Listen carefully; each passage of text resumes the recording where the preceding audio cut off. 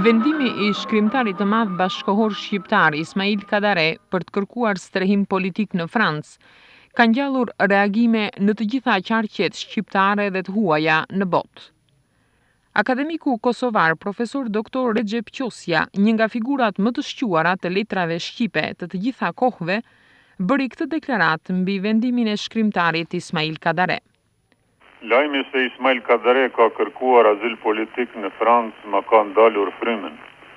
E di se me veprën e tij mendore ai ka shtuar namin e popullit shqiptar dhe të kulturës së tij në botë. Unë e di se Ismail Kadare është adhëtar. Vepra e tij mendore me çdo faqe flet se është vepra e adhëtarit që jeton për adhëun e vet. Është e drejtë e krijuesve të jenë të pakënaqur dhe të revoltuar për shkak të gjendjes në vendin e vet. Është e drejtë e krijuesve të dëshirojnë larg më shumë se të shohin në jetën shoqërore e politike. Është e drejtë e krijuesve ta farkojnë adhëun në flakën e ndrrimeve dhe të idealeve të veta ende të parealizuara. Dhe këto të drejta aq më parë duhet t'i lejojmë Ismail Kadares, se krijuesit na don siç do të duhej të ishim. Populli shqiptar gjendet sot para një cikli të ri historik, kur vendoset për ardhmërinë e tij, sepse Evropa, si rrethim I tij natyror, po hyn në një epokë të re të historisë së saj. Logjika e jetës dhe logjika e historisë ballafaqon popullin shqiptar me nevojën e ndryshimeve rrënjësore. Dhe këto ndryshime kanë një emërtues, demokracia, por demokracia ndërtuar mbi parimet e dëshmuara demokratike. Pa to, do të mbetet të dyert ardhmërisë, e kjo do me thënë jashtë historisë evropiane. Shqipëria është nisur rrugës së demokratizimit, por s'duhet të harrohet se demokratizim ende nuk do të thotë edhe demokracie vërtet. Ismail Kadare ka ndjerë se Shqipëria po ecën tepër ngadalë në rrugën e demokratizimit. Me shumë të drejtë, ai do të donte të ecën më shpejt që të mos vënohet në Evropë, që të mos vënohet në ardhmëri. Unë do të doja që Ismail Kadare betejën mendore për demokracinë ta kishte bërë atje në Shqipëri, bashkë me kolegët e me vëllezërit e tjerë.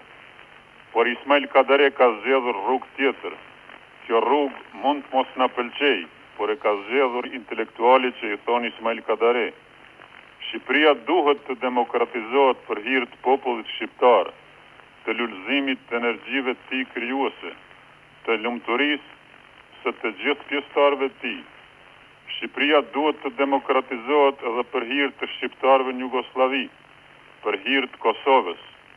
Shqipëria mund të ndihmojë Kosovën vetëm si Shqipëri demokratike. Kjo ndihmë e saj na duhet si buka, dhe sa më shumë të vonohet, aq më shumë do të zgjasin vujtjet tona në Serbinë. Por unë dëshiroj që Shqipëria të demokratizohet vetëm rrugës demokratike. Boll po lahemi në gjak ne shqiptarët në Jugosllavi. Do të na varroste gjaku I vëllezërve në Shqipëri. Demokracia arritur në vëllavrasje nuk do të ishte demokraci, sepse do ta shtynte shumë pajtimin gjithkombëtar. Shqipërisë I duhen ndryshime rrënjësore, por unë dëshiroj që ato ndryshime Shqipëria t'i bëjë duke ecur vertikalisht. Vetëm ashtu, vertikalisht mund të mos vënohet në ardhmërinë. Për këto bindje të mia e kam dëshmitare historinë tonë. Fund të shekullit 19 dhe në fillim të shekullit 20, ne tragjikisht jemi vonuar në tryezën evropiane, sepse jemi vonuar atëherë kur është ndarë pogaçja ballkanike. Hisën tonë kanë marrë të tjerët. Pjesën më të madhe të hisës tonë ka marrë Serbia. Serbia që na sundon që 78 vjet. Dhe ne në Kosovë po I vujmë vujtjet më tragjike për shkak të asaj vonese. Edhe tani jemi në rrezik të vonohemi. Dhe vonesa vujtjet tona do t'i bënte tragjedi. Për këtë arsye, e ftoj Ramizalin që më guximshëm t'i çojë përpara proceset e filluara demokratike në Shqipëri. ky është imperativ i kohës. Ai është bërë profeti i demokracisë shqiptare, por le të jetë edhe realizuesi i saj. Shqipëria për këtë do të ishte mirënjohëse për gjithmonë. Unë e di se Ismail Kadare nuk mundet pa Shqipërinë, por unë e di se edhe Shqipërisë i duhet Ismail Kadare. Në qoftë se jeta më jep afat, qoftë se Serbia nuk më burgos, e unë s'dua të lëshoj Kosovën, sepse dua të bëj betejën intelektuale këtu për lirinë tonë.